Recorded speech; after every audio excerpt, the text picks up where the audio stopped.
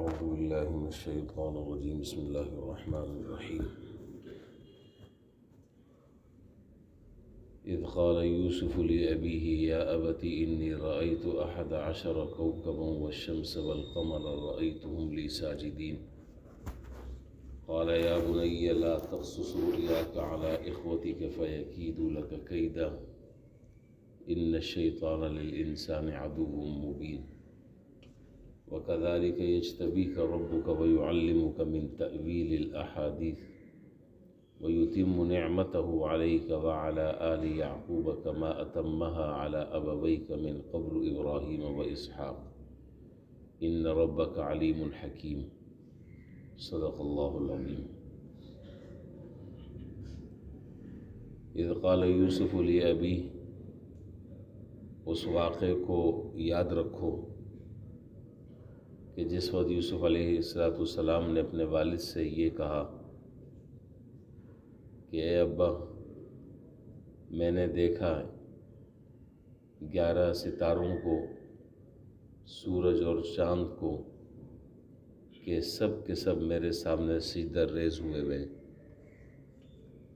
قال یا بنی لا تقصص رؤیاک علی اخوتک، کہا انہوں نے اپنے بیٹے سے کہ مت بیان کرنا اپنے اس خواب کو اپنے بھائیوں کے آگے۔ فَيَكِيدُ لَكَ كَيْدًا، پس وہ تیری ضرر رسانی کے لیے، نقصان پہنچانے کے لیے مختلف تدبیریں اختیار کریں گے۔ ان الشیطان للانسان عدو مبین، بے شک شیطان انسان کا کھلا ہوا دشمن ہے۔ وَكَذَلِكَ يَجْتَبِيكَ رَبُّكَ وَيُعَلِّمُكَ مِن تَأْوِيلِ الْأَحَادِيثِ، اور اسی طریقے سے اللہ تعالیٰ تجھے برگزیدہ بنائیں گے، تیرا رب تجھے برگزیدہ بنائے گا اور سکھائے گا تجھ کو تأویل الاحادیث، باتوں کو ٹھکانے لگانے کا طریقہ۔ تو تأویل الاحادیث سے مراد ہے خواب کی تعبیر کا علم، خواب کی تعبیر کا علم مراد ہے، جس کو یہاں ذکر کیا تأویل الاحادیث سے۔ وَيُتِمَّ نِعْمَتَهُ، اور پورا کرے گا اپنی نعمت تجھ پر۔ وَعَلَىٰ آلِ یعقوب، اور آل یعقوب پر بھی۔ کما أتمها على أبويك من قبل ابراہیم و اسحاق، جس طریقے سے اس نے پورا کیا تیرے باپ داداؤں پر اس سے پہلے، یعنی ابراہیم اور اسحاق علیہ السلام پر۔ ان ربک علیم حکیم، بے شک تیرا پروردگار جاننے والا اور حکمت والا ہے۔ حضرت یوسف علیہ السلام کا واقعہ چل رہا ہے، اور سورہ یوسف کل ہم نے شروع کی تھی، اس کی 3 آیتیں کل گزر گئی تھی۔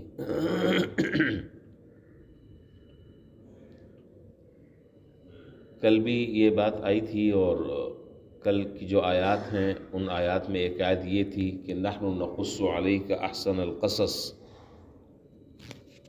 کہ ہم آپ کے سامنے حضرت یوسف علیہ السلام کا قصہ بیان کریں گے جو احسن القصص ہے، بہترین قصہ ہے، بہترین واقعہ ہے، بہت سی حکمتوں پر، مصلحتوں پر، عظیم تعلیمات پر مبنی ہے۔ اور کل میں نے اس کی وجوہات ذکر کی تھی کہ اس کو احسن القصص کیوں کہا گیا ہے، اس کی وجوہات کیا ہیں، بہت ساری باتیں کل اس سلسلے میں ذکر کی تھی۔ اچھا جی، تو ارشاد فرمایا اذ قال یوسف لابی، اس واقعے کو دھیان میں لاؤ اور یاد کرو جب یوسف علیہ السلام نے اپنے والد سے کہا۔ حضرت یوسف علیہ السلام کے یہ بچپن کا واقعہ ہے۔ اس وقت آپ کی عمر کیا تھی، اس سلسلے میں تفسیری روایات میں مختلف اقوال ہیں۔ بعض حضرات نے فرمایا کہ آپ کی عمر 17 سال تھی اس وقت جس وقت یہ واقعہ پیش آیا، لیکن یہ بات جو ہے وہ مناسب نہیں لگتی اور قرین قیاس بھی نہیں ہے۔ زیادہ رجحان اور راجح جو قول ہے وہ 8 یا 10 سال کی جو عمر ہے یہ قول زیادہ راجح ہے کہ جس وقت آپ نے یہ خواب دیکھا تھا اس وقت آپ کی عمر 8 یا 10 سال تھی۔ یہ 17 سال کا جہاں قول ملتا ہے یہ تورات کی طرف بھی منسوب ہے کہ تورات میں یہ لکھا ہے، حالانکہ تورات کی بہت ساری چیزیں جو ہے وہ محرف ہیں، اس میں تحریف کر دی گئی ہے، لہذا اس کی کسی بات کا اعتبار نہیں ہے۔ 12 مختلف عمریں بتائی گئی ہیں، 8 سال یا 10 سال۔ تو حضرت یوسف علیہ السلام نے اپنے والد حضرت یعقوب علیہ السلام سے یہ فرمایا کہ اے میرے ابا، میں نے یہ خواب دیکھا ہے کہ 11 ستارے اور سورج اور چاند یہ سب میرے سامنے سجدہ ریز ہوئے ہیں، سب سجدہ کر رہے ہیں۔ حضرت عبداللہ بن عباس رضی اللہ تعالیٰ عنہما کی روایت کے مطابق 11 ستاروں سے مراد جو ہے وہ 11 بھائی، اور سورج اور چاند سے مراد ماں باپ۔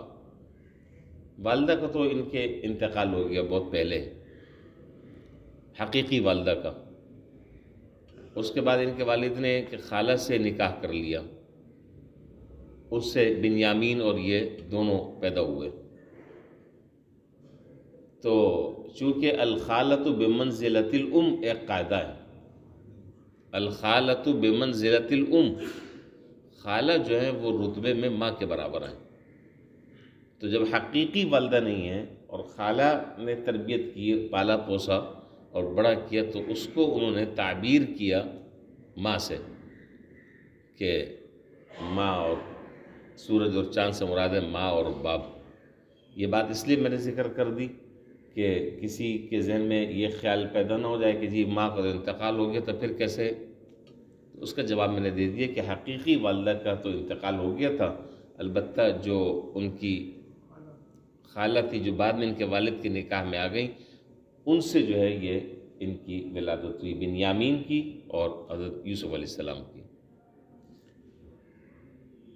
تو قال یا بنی لا تقصص رؤیاک علی اخوتک، حضرت یعقوب علیہ السلام نے فرمایا کہ بیٹا اس خواب کو اپنے بھائیوں کے سامنے ذکر نہ کرنا، فَيَكِيدُ لَكَ كَيْدًا، وہ تجھے نقصان پہنچائیں گے اور تیرے خلاف تدبیریں اور سازشیں کریں گے۔ باپ جو ہے وہ بیٹوں کی ذہنیت سے واقف ہوتا ہے، باپ بیٹوں کے مزاج سے واقف ہوتا ہے، اس لیے یہ بات بیان فرماتی۔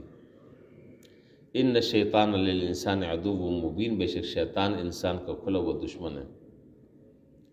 اگر تم نے یہ خواب بیان کر دیا تو وہ بھائیوں کے دلوں میں برے وسوسے پیدا ہوں گے اور نقصان اس کا تمہیں بھگتنا پڑے گا،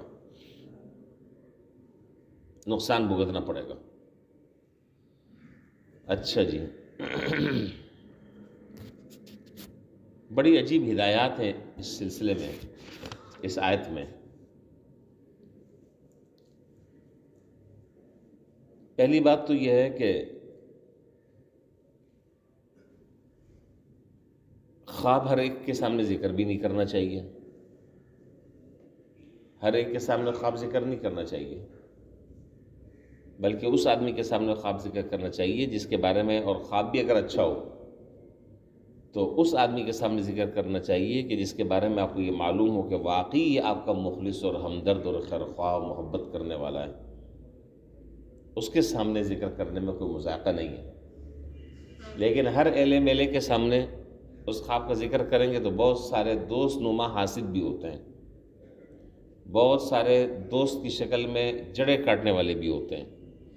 پھر کیا ہے کہ اندر اندر وہ آگ ان کے اندر سلگتی رہے گی، اور آگ لگتی رہے گی، اور خدا نخواستہ آپ کو نقصان پہنچانے کی تدبیریں اختیار نہ کریں، نقصان نہ پہنچا دیں۔ اس لیے بہتر یہ کہ اچھا خواب جو ہے وہ ان کے سامنے ذکر نہ کریں، بہت سوچ سمجھ کر اچھی طریقے سے جب اطمینان ہو جائے تو پھر آدمی جو ہے وہ خواب کو ذکر کرے، ورنہ ذکر نہ کرے۔ اچھا جی، دوسری بات یہ کہ خواب کا معاملہ یہ ہے کہ اس خواب کی جو آدمی جیسے تعبیر دے گا، عام طور پر اس طرح کی تعبیر خارج میں اور نفس الامر میں واقع ہو جاتی ہے۔ اس لیے اگر آپ نے کسی ایسے آدمی کو خواب بتلایا کہ جس کو نہ خواب کے اصولوں کا پتہ، نہ خواب کی حقیقت اور کنہ سے وہ واقف ہے، اور اس نے زبان سے الٹی سیدھی آپ کو تعبیر بتا دی تو ایسا ہو جائے گا، یہ تجربہ ہے۔ اس لیے حکم یہی ہے کہ اے غیر نتو خیرے کو خواب نہیں بتانا جو خاص طور پر خواب بھی کیسا ہو، اچھا ہو، تو اس سے احتیاط کرنی چاہیے۔ دوسری بات یہ ہے کہ خواب کی 3 قسمیں ترمذی میں بھی ہے اور ابن ماجہ میں، دونوں حدیث کی کتابوں میں روایت ہے کہ خواب کی 3 قسمیں۔ ایک خواب تو وہ ہوتا ہے کہ جو طبعی اخلاق پر منحصر ہوتا ہے، وہ خواب تو اس کے لیے بشارت ہے۔ مثال کے طور پر آدمی نیک صالح ہے، اس کا اٹھنا بیٹھنا نیک صالح لوگوں کے ساتھ ہے، اچھے لوگوں کے ساتھ اس کا اٹھنا بیٹھنا ہے، اور خود اس کی طبیعت میں نیکی کا غلبہ ہے، تو اگر وہ اس طرح کا کوئی اچھا خواب دیتا ہے تو اس کے حق میں یہ مبشرات کی قبیل سے تعلق رکھتا ہے، جو اس کے لیے خوشخبری ہے۔ اور دوسری جو قسم ہے وہ ہے نفسانی خیالات۔ نفسانی خیالات آپ نے دیکھا ہوگا، آدمی دن بھر جو ہے وہ مختلف قسم کے کام کرتا رہتا ہے، مختلف لوگوں سے بات چیت کرتا رہتا ہے، مختلف لوگوں سے لین دین ہوتی رہتی ہے، اور خواب میں پھر وہی چیزیں متشکل ہو کر نظر آتی ہیں کہ فلاں کہہ رہا ہے کہ بھائی اتنے پیسے دے دو، یہ مال اٹھا لو اور یوں کر لو، تمہیں جو ہے نا وہ صدر اور وزیر اعظم بنا دیا ہے، اب آج سے آپ وزیر اعظم ہیں۔ اب یہ اس طرح کے خواب جب اٹھتا ہے، آنکھیں کھولتا ہے، تو پتہ چلتا ہے کہ وہ وزیر اعظم کی کرسی پر نہیں ہے، وہ اپنے اسی بستر پر پڑا ہوا ہے۔ تو وہ دن بھر جو چیزیں دماغ میں گردش کر رہی ہوتی ہیں، دن بھر جو دماغ میں جو چیزیں گھوم رہی ہوتی ہیں، وہ خواب میں متشکل ہو کر آتی ہیں۔ اس کا کوئی اعتبار نہیں، اس کا کوئی اعتبار نہیں۔ اور تیسری قسم جو ہے وہ ہے شیطانی تصورات۔ دونوں قسمیں آخری یہ باطل ہیں۔ آخری جو دونوں قسمیں میں نے ذکر کی، یہ دونوں کی دونوں قسمیں باطل ہیں۔ شیطانی تصورات، شیطان جو ہے وہ مختلف طرح کے خیالات جو ہے وہ ذہن میں بٹھاتا رہتا ہے اور ڈالتا رہتا ہے، اس کا کوئی اعتبار نہیں۔ اور میں نے عرض کیا کہ اگر آدمی جو ہے وہ نیک اور صالح ہے، نیک اور متقی آدمی ہے، متبع سنت ہے، گناہوں سے حتی الامکان بچنے کا اہتمام کرتا ہے، اور وہ کوئی خواب دیکھتا ہے تو اس کے بارے میں یہ امید رکھی جا سکتی ہے کہ اچھا ہوگا، یہ خواب اچھا ہوگا۔ اور اس خواب کو نبوت کا 46واں حصہ قرار دیا، 46واں۔ روایتیں مختلف ہیں، بعد میں 40 کا ذکر ہے، بعد میں 46 کا ذکر ہے، بعد میں 50 تک کا بھی ذکر ہے۔ اور علماء نے ان سارے اقوال میں تطبیق یہ بیان کی ہے کہ یہ جو اجزاء اعداد ہیں، یہ اجزاء اعداد انسانوں کے حالات کے اعتبار سے ہیں۔ نہیں سمجھے بات؟ یہ جو اجزاء اعداد ہیں، اجزاء اعداد سمجھ رہے ہیں کیا؟ 40، 46، 48، 50، یہ جو مختلف اقوال ہیں، یہ لوگوں کے حالات کے اعتبار سے ہیں۔ مثال کے طور پر مثال دیتا ہوں، مثال کے طور پر ایک آدمی جو ہے وہ بہت نیک اور صالح اور متقی اور تقوی والا آدمی، اور وہ اس طرح کا اگر کوئی اچھا خواب دیکھ لیتا ہے تو اس کے حق میں یہ 40واں حصہ ہے۔ اب اگر دوسرا آدمی کوئی خواب دیکھتا ہے اور وہ اتنا زیادہ نیک نہیں ہے تو اس کے حق میں یہ 46واں ہے۔ پھر کوئی اور آدمی جو اس سے بھی نیکی میں کم ہے، اس طریقے سے وہ آگے آگے بڑھتا چلا جائے گا۔ بات سمجھ رہے ہیں؟ 40ویں حصے کا کیا مطلب ہے؟ 40ویں حصے کا مطلب یہ ہے کہ حضور صلی اللہ علیہ وسلم پر جب وحی نازل ہوئی تو کتنے سال میں؟ 40 سال میں، اور اس کے بعد کتنے آپ زندہ رہے؟ 23 سال۔ 23 سال میں پہلے جو 6 مہینے تھے وہ 6 مہینے وہی نازل نہیں ہوئی، وہ رؤیا صادقہ میں گزرے۔ پہلے 6 مہینے یعنی 2 ششماہی، ایک ششماہی جو ہے وہ گزری کس میں؟ رؤیا صادقہ۔ آپ رات کو خواب دیکھتے اور صبح اللہ تعالیٰ ویسے ہی کر دیتے جیسے رات آپ نے دیکھا تھا۔ اس کو کہتے ہیں رؤیا صادقہ۔ رؤیا صادقہ کا معنی سچے خواب، سچے خواب۔ اگرچہ یہ رؤیا صادقہ بھی نبوت کا ایک حصہ ہے۔ اچھا، پھر یہ 23 سال میں سے یہ اگر یہ 6 مہینے نکال دیں تو باقی یہ 46 ششماہیاں بنتی ہیں، 46 ششماہی بنتی ہیں۔ تو اس اعتبار سے اس کو کہا ہے کہ یہ نبوت کا 46واں حصہ ہے۔ نبوت کا 46واں حصے کا معنی ذرا بات سمجھ لیں، نبوت کا 46واں حصے کا معنی یہ نہیں کہ یہ آدمی جو نبی ہو گیا۔ ایسا نہ ہو کہ اب یہاں تو ہمارے ہاں بہت سے آدمی جو ہیں وہ رات کو اٹھتے ہیں، صبح اٹھ کے دعویٰ کر دیتے ہیں، کاہے کا؟ نبوت کا دعویٰ کر دیتے ہیں۔ نبوت کا 46واں حصہ ہے۔ وَلَمْ يَبْقَ مِنَ الْمُبَشِّرَاتِ، اور حدیث میں ہے کہ اب اس میں سے کوئی چیز باقی نہیں رہی نبوت میں سے سوائے مبشرات کے۔ قَالُوا وَمَا الْمُبَشِّرَاتِ، پوچھا کہ مبشرات کیا ہیں؟ فرمایا کہ الرؤیا الصادقہ، مبشرات جو ہیں وہ ہے سچے خواب۔ بات سمجھ میں آ گئی؟ تو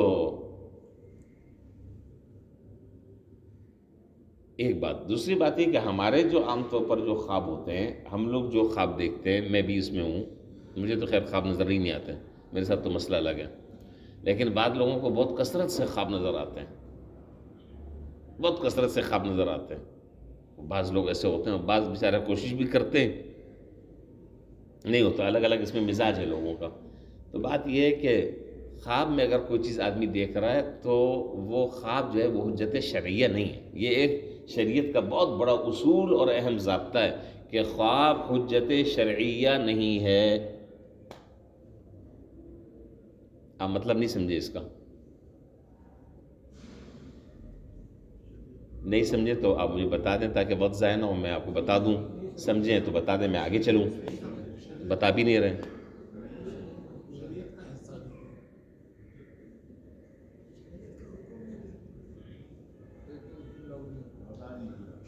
سیدھی بات یہ ہے نا، سیدھی بات یہ، پہلے پوچھتے رہیں۔ ایک آدمی نے رات کو خواب دیکھا کہ بھئی میرے گھر سے کل جو سونا غائب ہوا وہ فلاں آدمی نے وہ چرایا ہے، کل آپ نے جو ہے وہ اس کا ہاتھ کاٹ دیا، کل آپ نے اس کا ہاتھ کاٹ دیا کہ بھئی میں نے دیکھ لیا کہ سارق تم ہو، چور تم ہو۔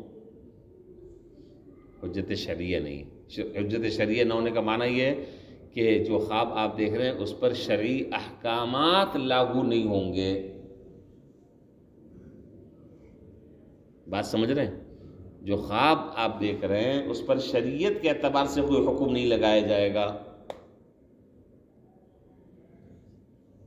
ایک بات۔ دوسری بات یہ ہے کہ یہ بات بھی ہمیشہ یاد رکھنی چاہیے کہ خواب کا کوئی اعتبار نہیں ہے، خواب کا کوئی اعتبار نہیں۔ بس اوقات جو ہے وہ خواب کسی فاسق اور فاجر یا یہاں تک کہ کافر کا بھی خواب سچا ہو سکتا ہے، اور اس کے میں آپ کو کچھ ابھی نظیریں پیش کرتا ہوں، بتاتا ہوں۔ کافر کا خواب جو ہے وہ بھی سچا ہو سکتا ہے۔ تو یہ کوئی دلیل نہیں ہے، اچھا یہ کوئی دلیل نہیں ہے کہ بھئی میں نے خواب دیکھ لیا، اچھا بالفرض فرض کریں کہ اگر خواب دیکھ لیا اور اس خواب کی تعبیر بھی ویسے ہی ظاہر ہو گئی جیسے آپ نے دیکھا تھا، تو اب آپ سمجھنے لگے کہ جی میں تو ولی کامل ہو گیا ہوں، پیر طریقت، رہبر شریعت۔ تو یہ اس چکر میں نہ رہیں، یہ خام خیالی ہے۔ اپنے آپ کو تو آپ بزرگ سمجھ سکتے ہیں لیکن دوسرا آدمی نہیں سمجھے گا۔ اس لیے میں اکثر کہا کرتا ہوں کہ خوابوں کی دنیا سے باہر آدمی آئے اور خواب کے بجائے بیداری کی باتیں کریں۔ کون سی باتیں؟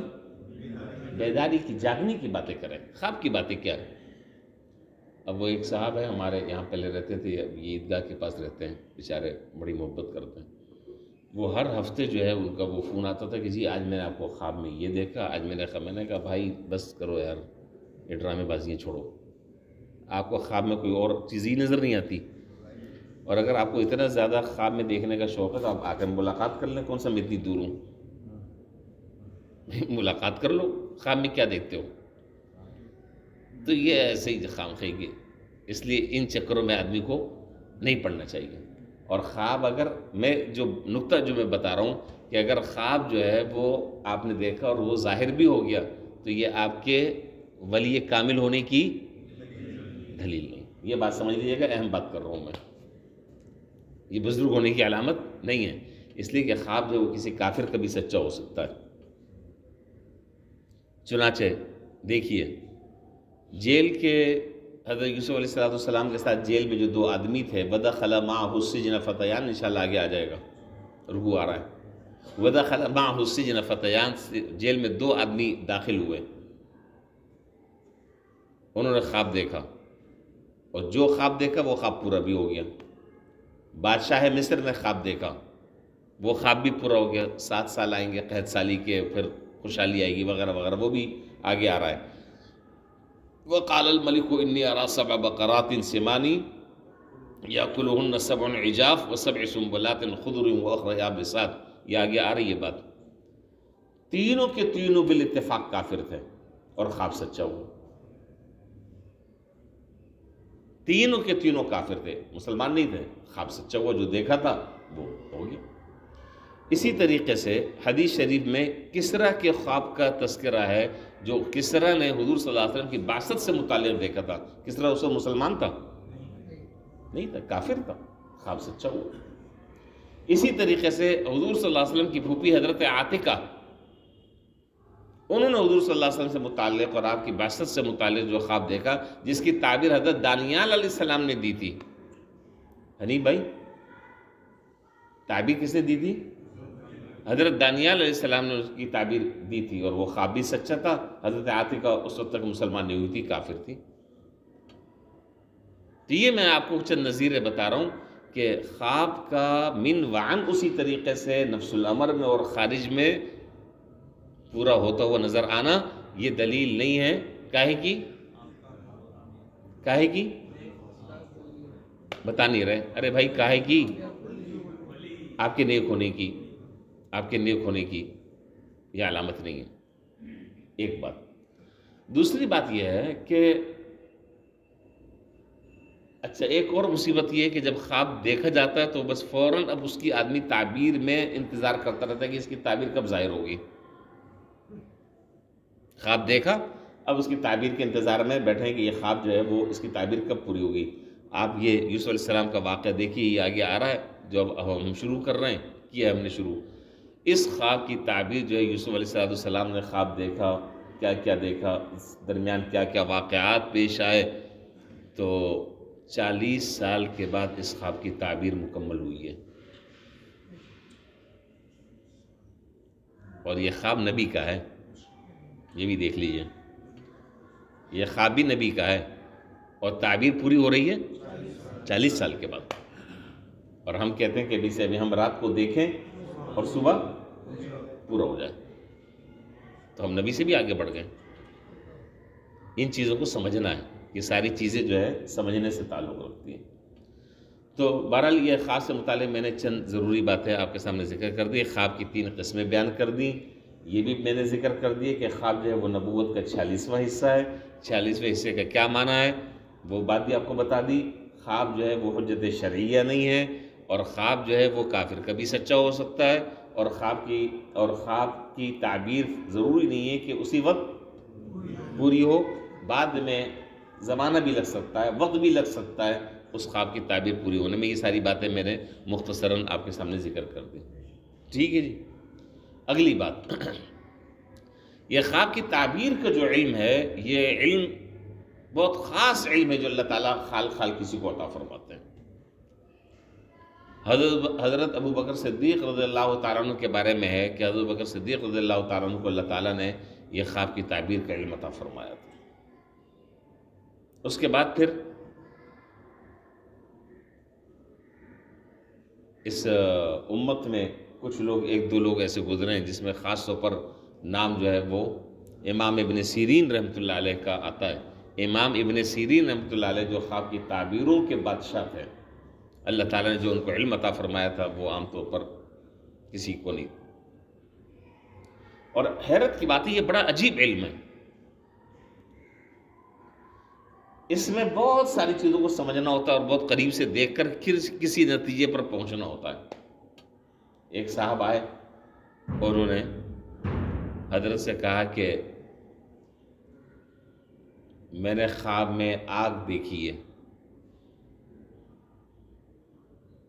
زیدی صاحب، میں نے خواب میں آگ دیکھی ہے۔ فرمایا کہ میاں ٹھیک ٹھاک دولت ملے گی۔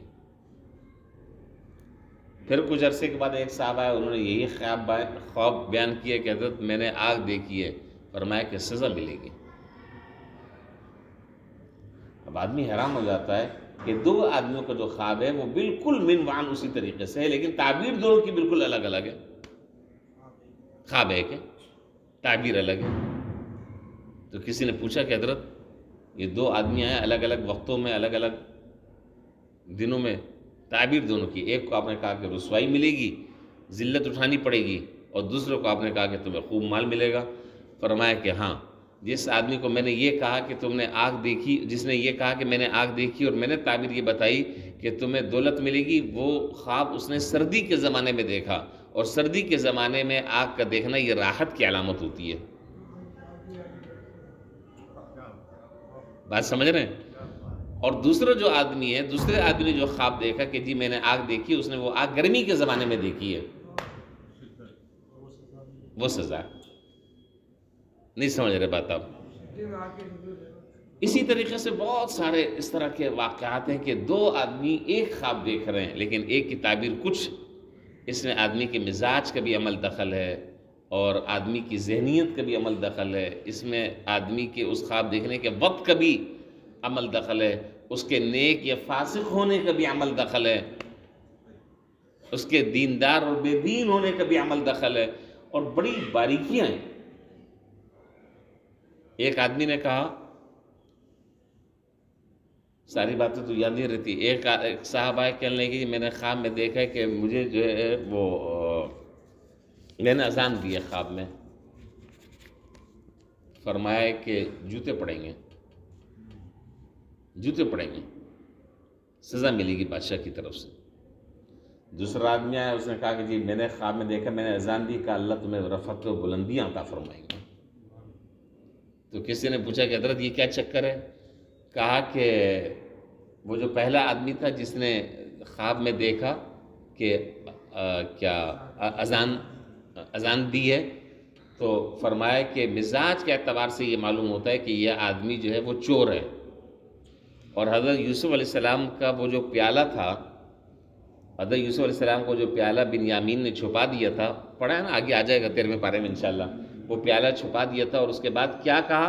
فَأَذَّنَ مُؤَذِّنٌ أَيَّتُهَا الْعِيرُ إِنَّكُمْ لَسَارِقُونَ، ارے چور نے جو ہے وہ بادشاہ کا پیالہ چوری کر لیا ہے اور اس کو پکڑ لو۔ چنانچہ وہ جب تھیلا نکالا تو اس میں سے یوسف علیہ السلام کا پیالہ نکلا، چنانچہ اور وہ یہ جو بادشاہ نے اعلان کروایا تو ذلت اٹھانی پڑی، رسوائی اٹھانی پڑی۔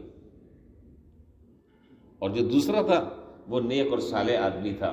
نیک اور صالح آدمی اگر خواب میں اذان دے رہا ہے تو اس کا معنی یہ ہے کہ اللہ تعالیٰ اس کو سربلندی عطا فرمائے گا۔ بہرحال یہ ایک عجیب علم ہے۔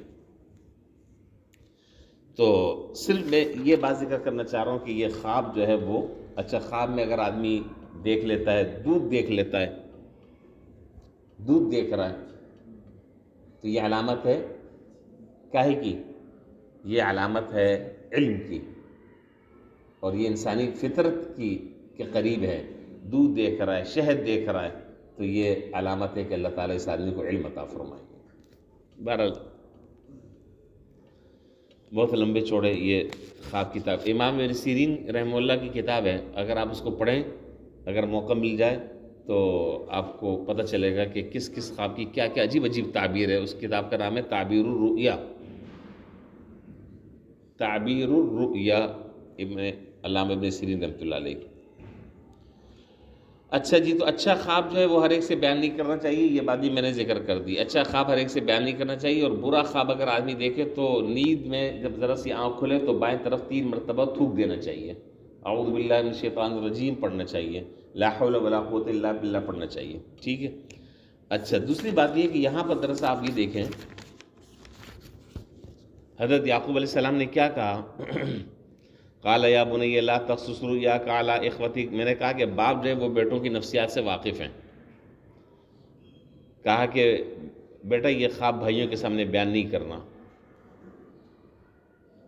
اس سے علماء نے بہت سارے مسئلے ذکر کیے ہیں۔ ایک مسئلہ یہ ذکر کیا ہے، سن رہے ہیں، ایک مسئلہ یہ ذکر کیا ہے کہ گھر میں کوئی گھر کا جو بڑا ہے، سربراہ ہے، بیوی ہے، شوہر ہے، یا کوئی بڑا ذمہ دار ہے، اس کو گھر کے افراد سے بات صاف صاف کرنی چاہیے، گول مول بات نہیں کرنی چاہیے، اس سے گھر میں فساد پیدا ہوتا ہے۔ بات گول مول نہیں کرنی چاہیے، بات صاف ستھری کرنی چاہیے۔ یہاں پر بھی دیکھیں کہ حضرت یعقوب علیہ السلام نے حضرت یوسف علیہ السلام سے صرف یہ نہیں کہا کہ بیٹا یہ خواب جو ہے وہ بھائیوں کے سامنے بیان نہیں کرنا، بلکہ پوری اس کی وجہ بیان کی کہ میں جو یہ بات کہہ رہا ہوں کہ خواب بیان نہیں کرنا، اس کی وجہ یہ کہ خواب تمہارا ایسا ہے کہ جس کو سن کر وہ تم سے حسد کریں گے۔ اب جب بات پوری ہو گئی ہے تو اب اطمینان ہو گیا کہ بھائی باپ جو منع کر رہا ہے اس کی علت یہ ہے، اس کی وجہ یہ ہے۔ اب اگر گول مول بات کی جاتی، گول مول اگر بات کی جاتی، گھروں میں آپ نے دیکھا ہوگا جھگڑے ہوتے ہیں، بہت جھگڑے ہوتے ہیں، اور وجہ یہ ہے کہ وہ شوہر صاحب جو ہے وہ بات ایسی کرتے ہیں گول مول کہ بیوی کو پتہ نہیں چلتا کہ یہ کہنا کیا چاہتے ہیں، اور پورا نہ ہو تو لڑائی جھگڑے شروع ہو جاتے ہیں۔ بھائی جو کام آپ کہہ رہے ہیں اس کی حکمت بھی بیان کریں کہ یہ جو میں کام کہہ رہا ہوں کرنے میں یہ فائدہ ہے، اور جو میں اس سے روک رہا ہوں تو اس میں یہ نقصان ہے۔ تو جب دونوں چیزیں آپ بیان کر دیں گے، فائدہ بھی اور نقصان بھی، تو انشاءاللہ اگلا جو ہے وہ سمجھداری سے کام کر لے گا۔ اب آپ نے گول مول بات کی تو نقصان ہوگا۔ یہاں دیکھیں یعقوب علیہ السلام جو ہے وہ صرف اتنی بات نہیں کہہ رہے کہ خواب بیان نہیں کرنا، بلکہ یہ کہہ رہے ہیں کہ اگر تم نے یہ خواب بیان کیا تو تمہارے بھائی تمہیں نقصان نہ پہنچائیں۔ بات سمجھ رہے ہیں؟ دوسری بات یہاں یہ ہے کہ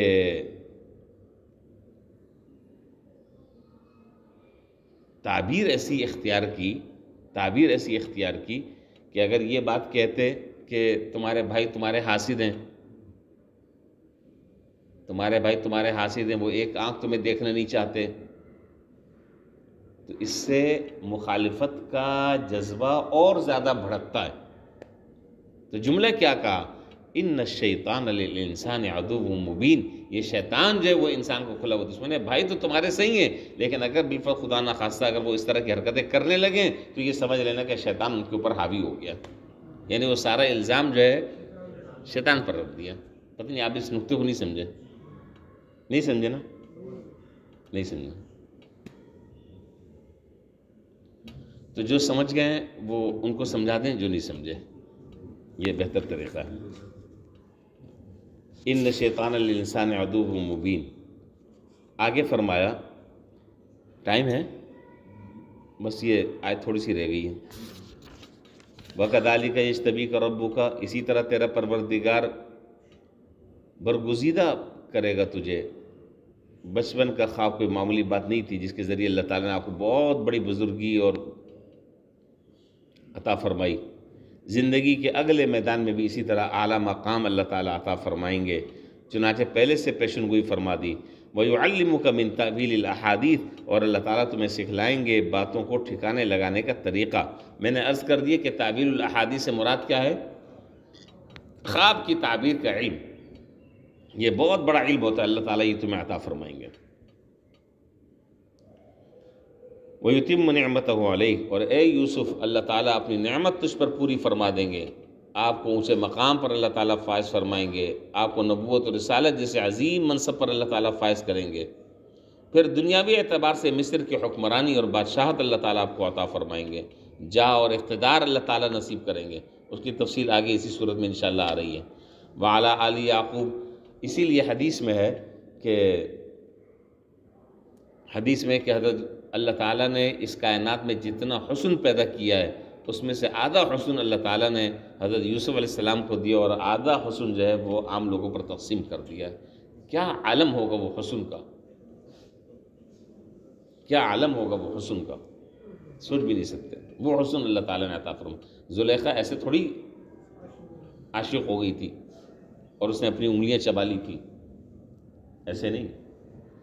جب حضور صلی اللہ علیہ وسلم سے جب یہ بات کسی نے، حضرت عائشہ رضی اللہ تعالیٰ عنہ کی روایت ہے کہ ان لوگوں نے تو یوسف علیہ السلام کو دیکھ کر بڑی عجیب بات فرمائی۔ یوسف علیہ السلام کو دیکھ کر انہوں نے انگلیاں اپنی کاٹ لی اور چبا لی۔ فرمایا کہ اگر میرے آقا کو یہ دیکھ لیتی تو کلیجہ کاٹ لیتی، کلیجہ چبا جاتی۔ حضور کا جو حسن تھا، اگر حضور کو دیکھ لیتی تو اپنے کلیجے چبا ڈالتی۔ اللہ تعالیٰ نے وہ حسن حضور صلی اللہ علیہ وسلم کو عطا فرمایا۔ وعلی علی یعقوب علیہ السلام کے پورے خاندان کو بھی اللہ تعالیٰ یہ نعمت عطا فرمائیں گے، کما اتمھا علی ابویک من قبل ابراہیم و اسحاق، جس طرح کہ اس نے اس سے پہلے تمہارے آبا و اجداد حضرات ابراہیم اور اسحاق علیہ السلام پر اس نعمت کو پورا کیا، جس طرح ان کو نبوت اور رسالت سے سرفراز فرمایا، اسی طرح تم کو بھی اللہ تعالیٰ یہ نعمت دیں گے۔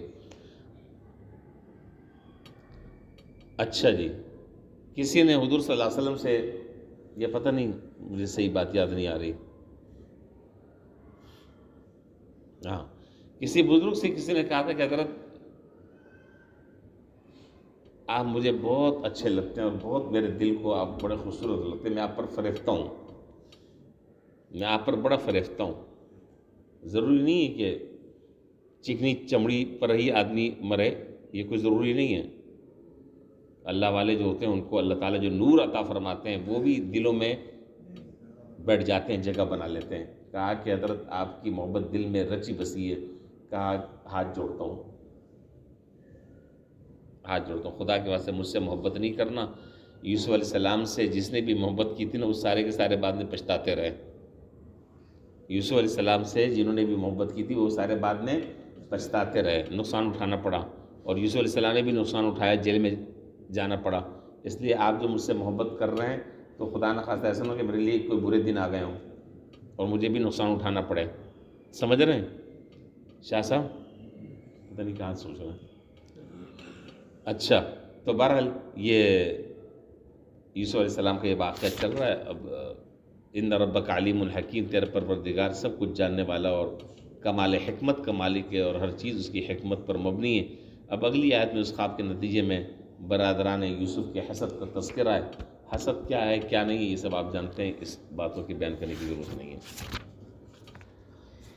وآخر دعوانا الحمدللہ۔